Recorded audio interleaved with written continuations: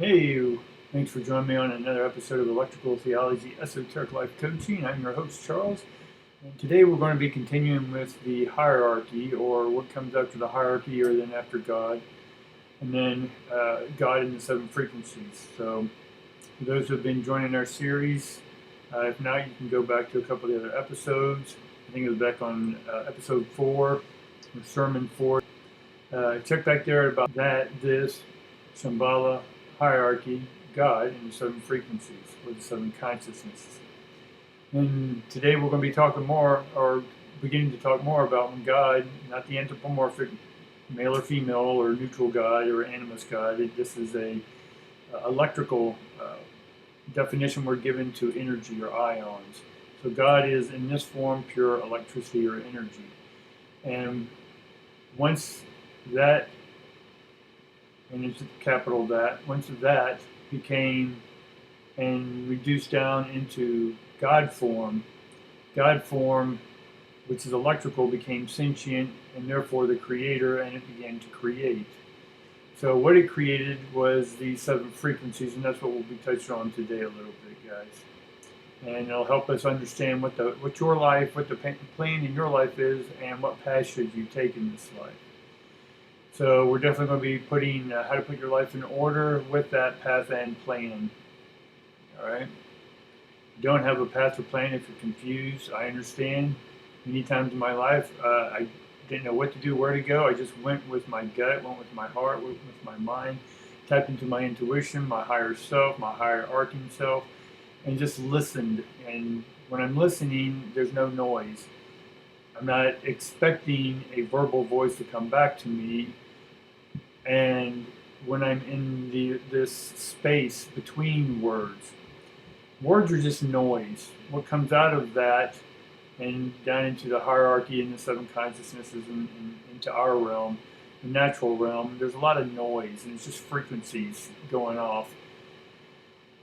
And when we go to the esoteric or within ourselves, then we end up finding or listening or being with space. And within that space is that. And that is what we're communing with, is our highest self. Not the hierarchy self, but the highest self. That which is before it was. All right? So we're going to look at what's the best path for you. And we're going to understand what plan is probably best for you. Or maybe if you don't know, it's going to give you an indication of where to start asking questions or questioning ions around your life. So that had a plan. Now, when that came out, it's an intelligence, but not in the intelligence as you and I would think, in a organized manner.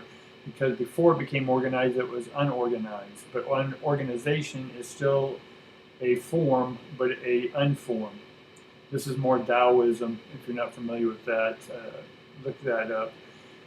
It takes 50 lifetimes to even understand an inch of that information, but for the best, it's the formless form. The path has a plan, so that has a path and it has a plan.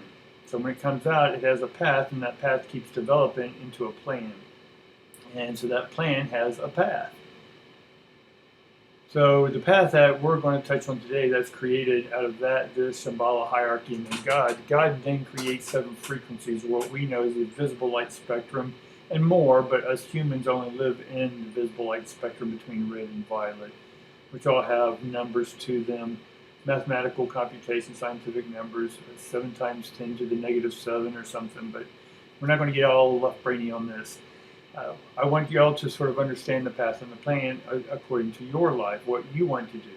Now, when I talk about the path and the plan, you have your own unique path and your own unique plan, and that unique plan is your unique spiral from that. All right.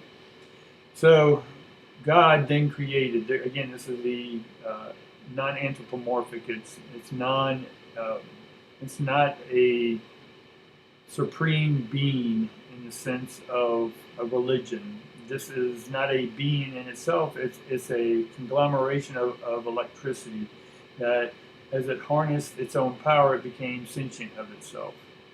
And that I know is general, but again, I'm giving this is all introduction esoteric. Each one of these classes I teach can go literally for hours upon hours upon hours. So I'm just giving you the synopsis right now. And then as I get more feedback of what you want to, more of what you want me to talk about, or the more I do, the more we'll go into the deeper aspects of it. But sometimes if it's not relevant to your life, then there's no sense even talking about it. So I try to bring the big picture down to a smaller picture so that we can use it and utilize it in our everyday life to make money, to have great relationships, to be in good health, and whatever that is for each and every one of you. So let's just talk about the different plans here. So according to the plan, the first, and notice that when you have the planet, plants, animus, human, soul, spirit, and then goddess, or God, again, it's given it the male or female version here on Earth. Astarte, Venus, God, more masculine. Now, these are all in Hindu religion and different religions, or the Bhagavad Gita, or the Vedas, or the Mahabharata, some ancient texts. You'll have the explanation that you'll hear the word Supa, S-U-P-A, and this is the evolution of what we know to manifest, but this can take millions and millions of trillions of years to come up or to manifest. But each one of these seven consciousnesses are all sort of being built simultaneously, but some are being made faster than others, if that makes sense. And look at this as a color printer. And if you have a color picture you're printing out, certain colors will come out at certain times, and other colors will combine with other colors to create your picture. But not all colors need to be active at all at one time, only when they're called upon. And so the seven consciousness, when called upon, when you call out to that, to organize the ions, to arc them out of Shambhala, and then organize them and then create and bring them down into this life, or from the inside to the outside life, then we are in the path and the plan. So the first, we'll just go from the planet to the goddess. So the plan is right here in the planet. So the planet had to be formed. And we talked about this coming out of a black hole in earlier seminars or sermons. But the plan is in the planet. So the planet, right? So it's in plain sight. That the plane is that's plane is right there in the planet. And then we have the plants. The plan is right in the plants because that came next. So the planet got made, then the plants came made, and then the evolution then created the animus, or the animal planet. And this animal then ate the plants that were grown from the earth. And then once the animus became more evolved, and it took in the plant life, which has intelligence because it came from God, the hierarchy, and all that good stuff, which came from the plant. Now, just a side note, the plants, before the plants, if you really do some research, you'll find out that the mushrooms came first. And it was the mushroom that spread their spores that then blanketed the earth, that then, when the animus, so the animals, crickets, insects, all this stuff came about, the frogs, they all then chirp and rub their legs together and create vibration that then carries these spores through these vibrations over everything over the planet Earth. So not only does the waste from the animus planet feed the plants then, with that animus material, then feeds the planet. You see how it's starting to work? It all works together. Now, human here, and look how I put it as H-U-E. Hue is all the hues, the colors, the red through violet. Red, orange, yellow, green, blue, indigo, and violet. Now, human, we don't come in as human, we come in as H-U-man, or H-U-woman, however you want to break the word down. But we're not yet evolved into the human, but as God is developing human, it is in the hue, but we don't know this yet, we're not sentient yet of our existence. And as we evolve, we become more adept, or more, we have more understanding of what we're becoming, or what we are. Cro-Magnon, Australopithecus, Neanderthal, Homo habilis, all these different variations of us in the past, we don't know if they knew or had sentiency of themselves, right? We can look at archaeology and look at what they had around them and sort of make up stories, if you will, about what they ate, how they ate, what they did. But again, We don't really know unless we were there. My point then is that humans, at any given time, we think we know something. We really don't, because there's going to be another evolution of us, which is going to be Homo illuminus next. As I've talked about it for decades, is that Homo illuminus is coming. So after 2025, our version of ourselves today are going to start depleting or dying out in the next evolution. And now this Homo illuminus can also be what some are calling transhumanism, where there's a combination between the robotics and humans together. And a lot of that technology is fascinating, but at the same time it can be scary to some. But there's going to be a new evolution. To think that the humans and their current evolution is going to be that 1,000 years from now is just not understanding the path. And because we're electric, and the electricity always flows and it always changes, it never stays the same, it doesn't produce the same. Only if we try to harness it to create the same, but that burns up a lot of electricity that then takes away our passion, takes the ions out of us passing or serving. And we get depressed and demeaning and less than on ourselves because we're not in alignment with the path. So that's a little off subject, but right now we're human, and we have, in some traditions, a soul. And I'll explain a little deeper here in a minute about the soul. But then the soul then is a subdivision of spirit, but I'm going to tell you a different version here in a minute as well. And the spirit then comes from the anthropomorphic God, or the mythologies of the religions of the earth. All right? So that's the 7 frequencies that God's creating, all the different hues: red, orange, yellow, green, blue, indigo, and violet. All right, so let's talk about the burning man. This is what I said I would talk about in a minute. So the spirit, in this sense, is spirally. We talked about that. What came off of that was this. This is spirit, or spiraling energy, spiraling ions. And this ion is electric. And when it's charged and when it's told what to do, it starts forming. And so what spirit did is formed human. And so human, he used the constituents of the planet, the plants, the animals, and then combined those constituents, if you will, and then created man. Now each, again, mythology and religions have their own creation stories. I'm not here to debate if one's right or wrong. There's no right or wrong. There's only an interpretation, or what makes sense to anyone at any given time through our evolution. But when human came together with spirit, and the spirit then formed clay. So Adam, the Atom, and or the Adam. Adam, or Adamic, just means earth or clay, red clay. There's different versions for it, but it basically means we built a form.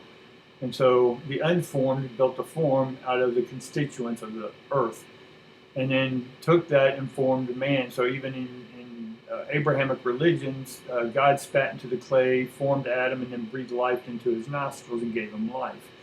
I'm paraphrasing, of course, but you get the essence. There's electricity that was breathed, electrical breath that was breathed into an inanimate object, and then it became animus. And then it became Adamic, or Adam. And in science brain, it became an atom. The atom split, the atoms formed, the atom attracted electrons, protons, neutrons, and then created a single cell organism. Then it became a fish, walked out, whatever version you have. Everyone has their mythological creation stories, because they're all mythological. Even science is mythological, because they don't have all the answers. They at best just say something's true, write a paper on it, and then it becomes true. So let's get back to the topic. So when spirit is formed or breathed into the clay, then the clay becomes animated. And you hear this animation in the homunculus. You hear it in the Jewish, the golem. And then you have, in the Chinese, you have the red clay armies that came alive and then defeated their enemies. So you have a lot of different versions of this clay figure coming to life. And when fire came into, or spirit, electricity, all the same thing came into man, it became Burning Man. And why Burning Man is celebrated out in different parts of the world at different times, because it's the knowing that something's created in one moment, and then the next moment it's not there. So Burning Man, everything's there and then it's not after about a week or so. Once you have Burning Man, then what comes off of the burning, when the electricity is coming out, there's smoke. And so this smoke is what we call our soul. Now this soul ends up becoming the human intelligence. And the human intelligence, so there's the soul's intelligence, there's human intelligence, which is the soul, that is connected to the spirit. And so the spirit intelligence is different than the God intelligence. But there are reductions and evolutions of the same thing, if that makes sense. So once you have Burning Man, then this is what gives us passion. This is passion is fire. Passion is electricity moving. And so when you're excited about your plan and your path in life, then you're excited to just wake up every day and do what you love or talk about it wherever you go. Even if you're not making money at it or whatever, you're still excited about it, to be telling everyone about what you're doing. So if there is a topic in your life where you're excited about it, and it's not about money, but just think for a moment when you're at work, when you're with family, what is the main topic? When you're with yourself, what are the books you're reading? What's the main topic? And that topic then is going to be part of your plan and part of your path. Now quickly, I'm going to go back here to the seven consciousness because this is going to help you understand your plan and path a little bit better. The energy coming from God that creates the planet also creates the beings who will look over the planet.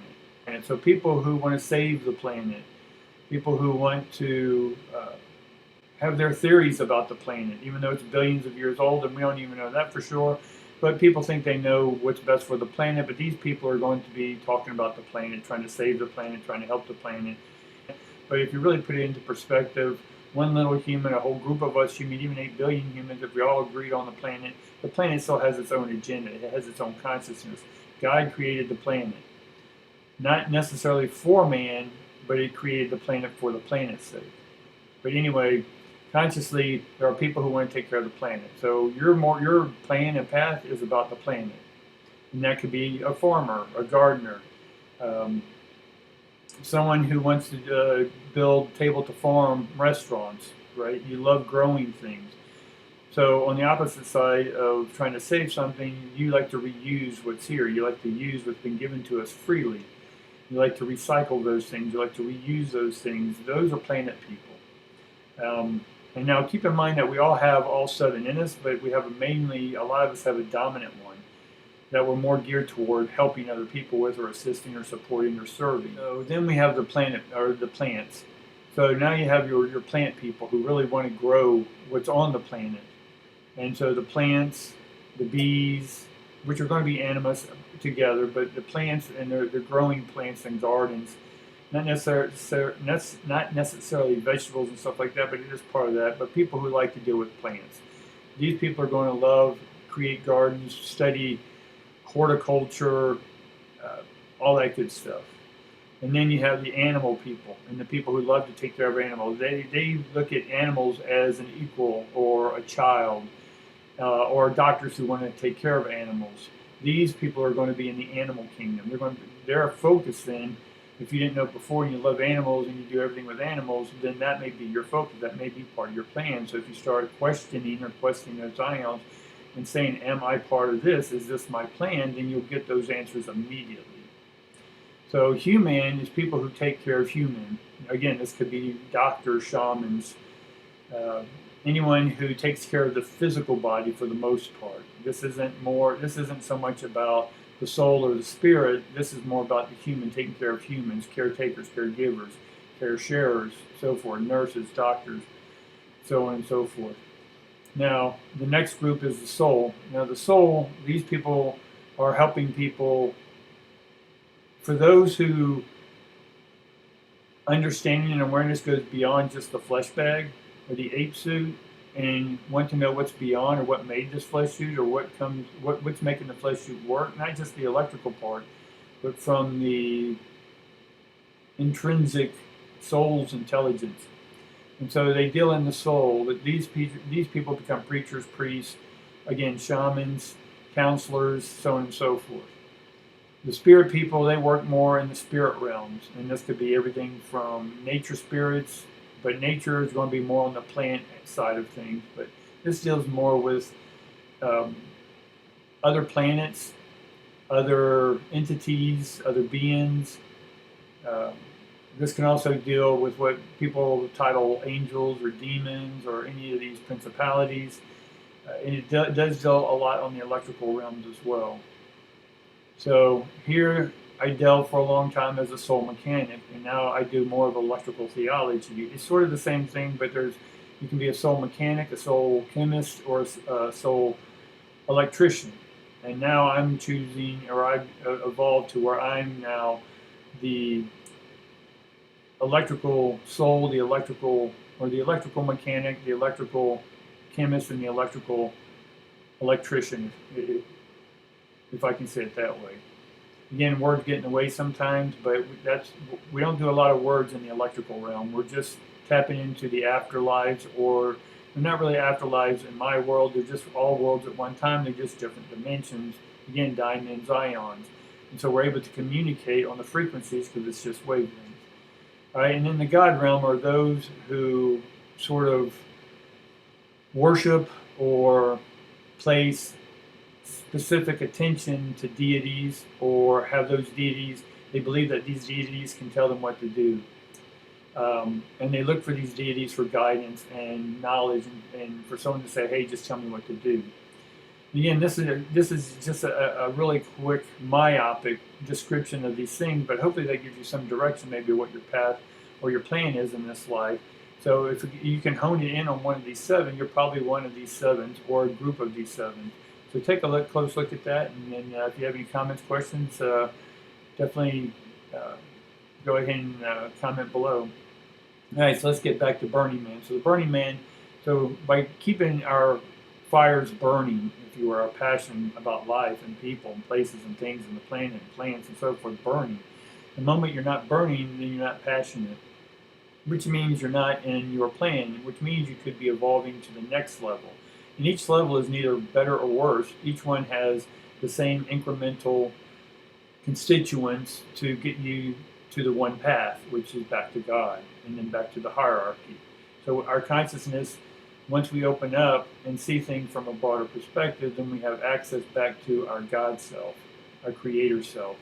So then if you're not creating what you want in this life and making the decision for yourself, then you're definitely off your path. So this hopefully helps you get back on a path.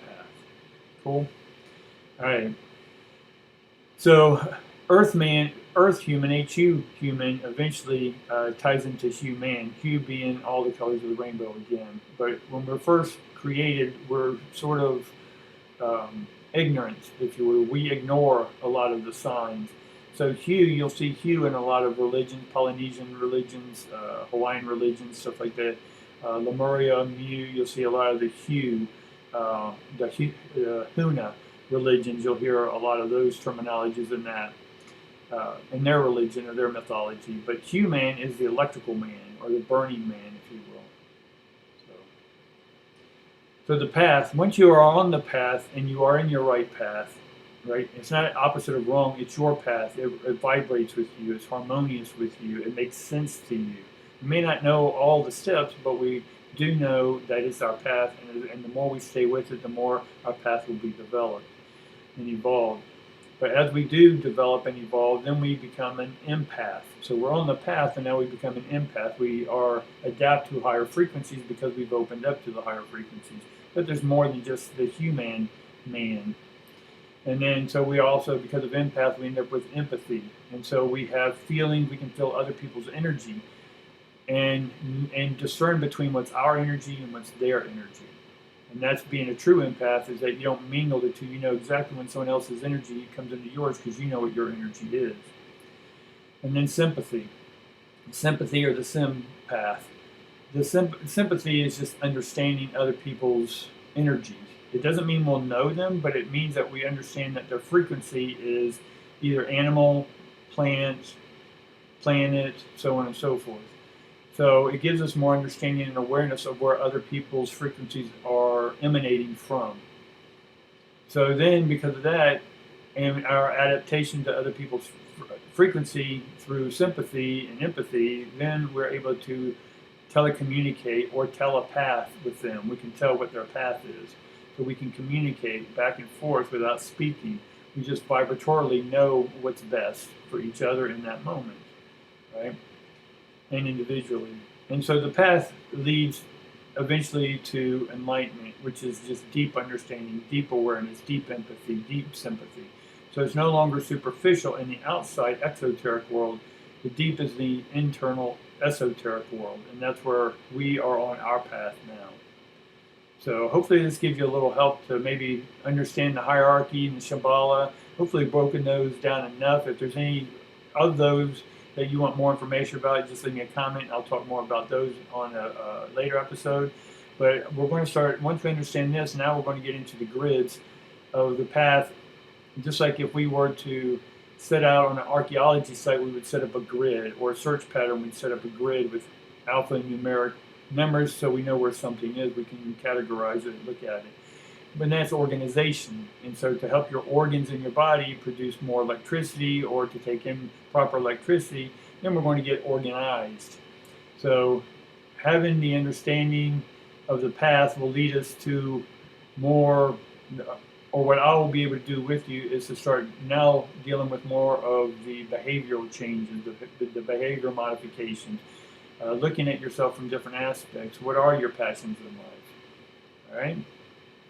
So that's it for this episode. Definitely appreciate it.